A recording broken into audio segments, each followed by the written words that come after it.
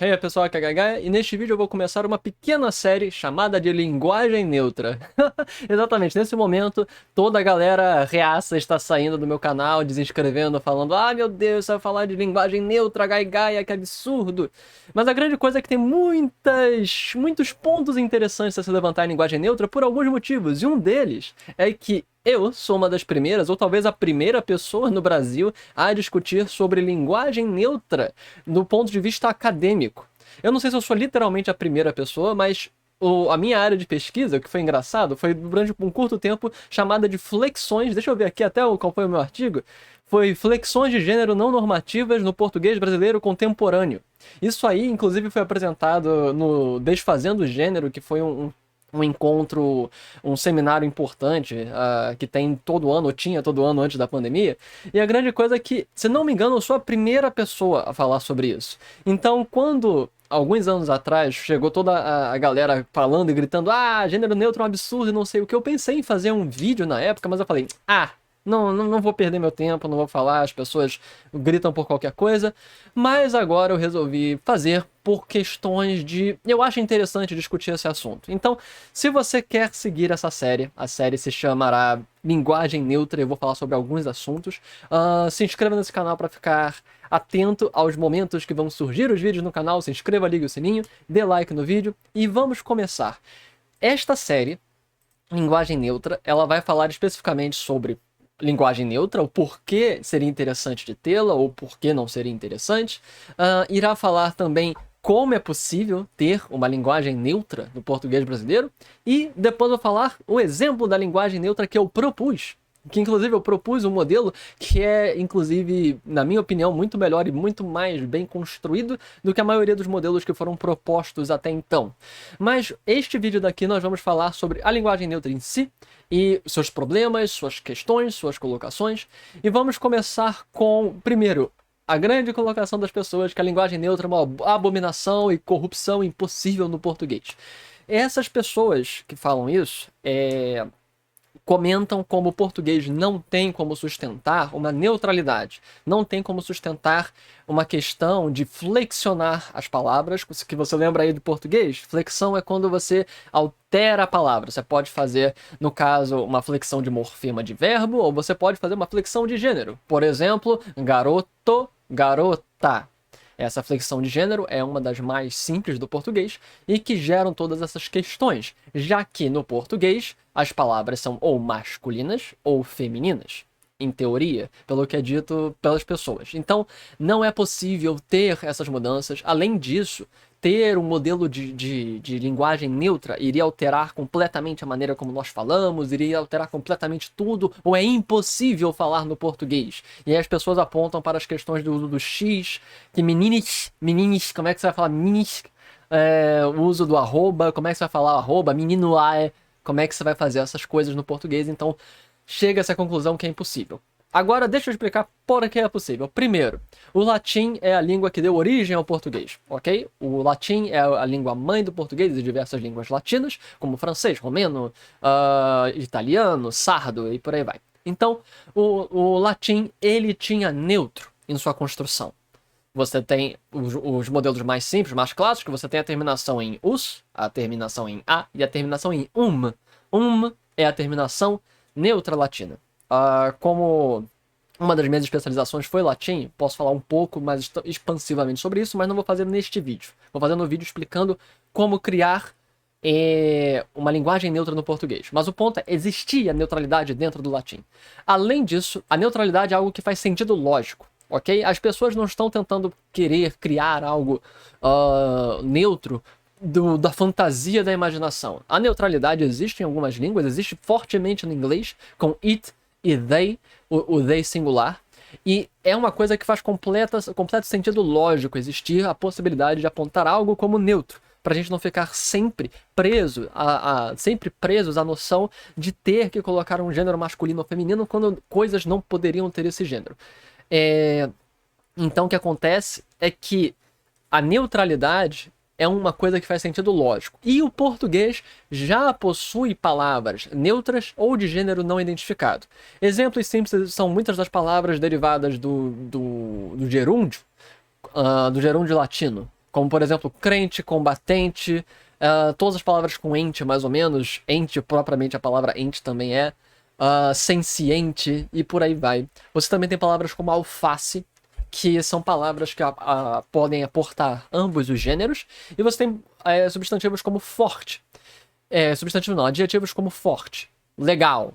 Então o que acontece existem palavras já no português que demonstram possibilidades do uso da neutralidade ou são neutras por si só.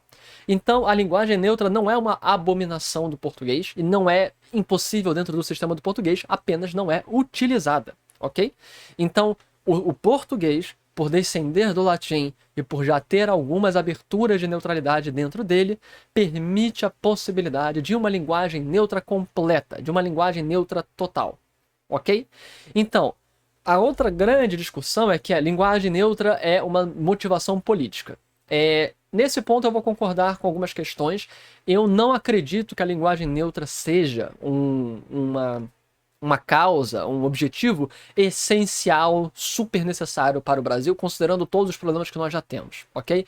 Eu concordo que lutar em demasia, lutar exageradamente para que tenha uma linguagem neutra é desnecessário, mesmo considerando as questões como, por exemplo, identidades não binárias de gênero, etc. Porque nós podemos fazer construções mais ou menos neutras no português, falando, ao invés de falar que ele é um cara, ela é uma garota, você fala, ela é uma pessoa, ele é um indivíduo. Então você pode utilizar construções que já vão para a neutralidade sem precisar de uma construção neutra da língua. Então eu concordo que nós temos exigências, nós temos prioridades que antecedem a existência de uma morfema, de uma construção dentro da língua neutra.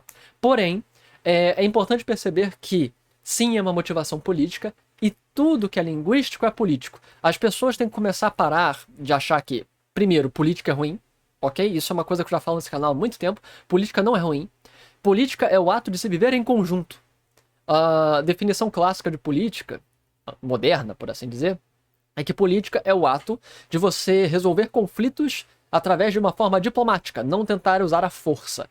A diplomacia e a política estão muito, muito ligadas. Então, o próprio ato de você existir em sociedade tem essa discussão política, essa discussão de ver o que os outros querem, o que você quer e tentar achar um ponto em comum. Então, óbvio que é uma discussão política. Quase tudo que nós discutimos em nossa sociedade é política, ou tudo que nós discutimos em nossa sociedade é política. Temos que parar com esse pensamento idiota de política é uma coisa específica e é errada e é cruel e etc. Ok?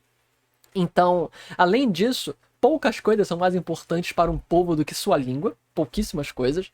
A língua não só é a identidade de um povo, mas é também a capacidade que ele tem de existir entre si. Então a língua é muito importante.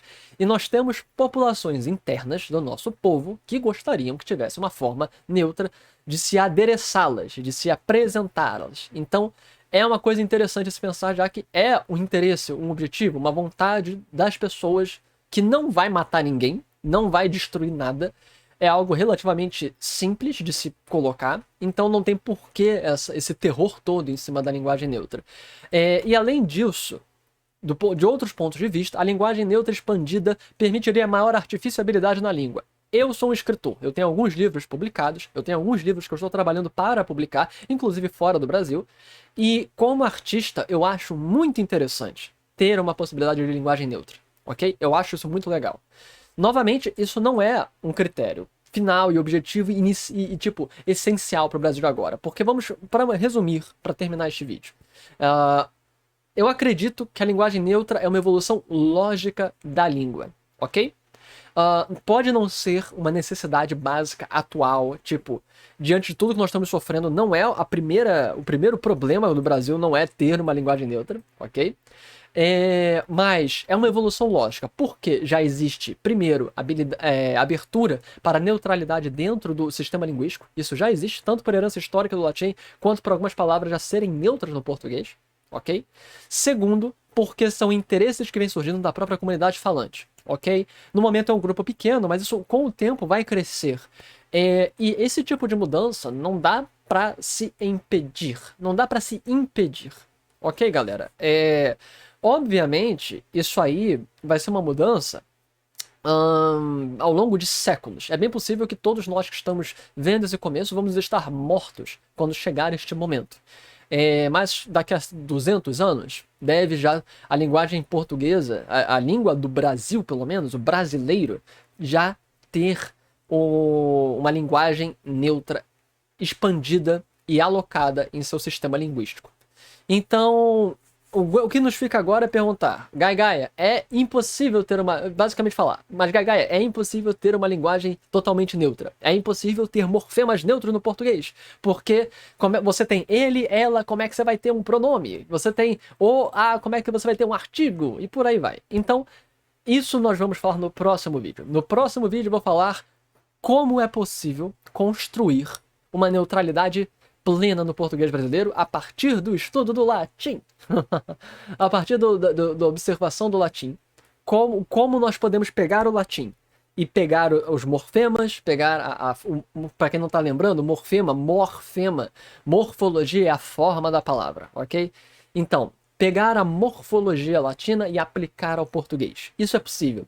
Nós iremos falar das modalidades que já existem, como, por exemplo, o uso do arroba, o uso do x, o uso de pronomes como elo e ela, que já existe no português brasileiro contemporâneo, mas vamos principalmente falar dessa transformação da neutralidade latina para o português brasileiro. E aí depois vamos ter um terceiro vídeo explicando e utilizando completamente a linguagem neutra.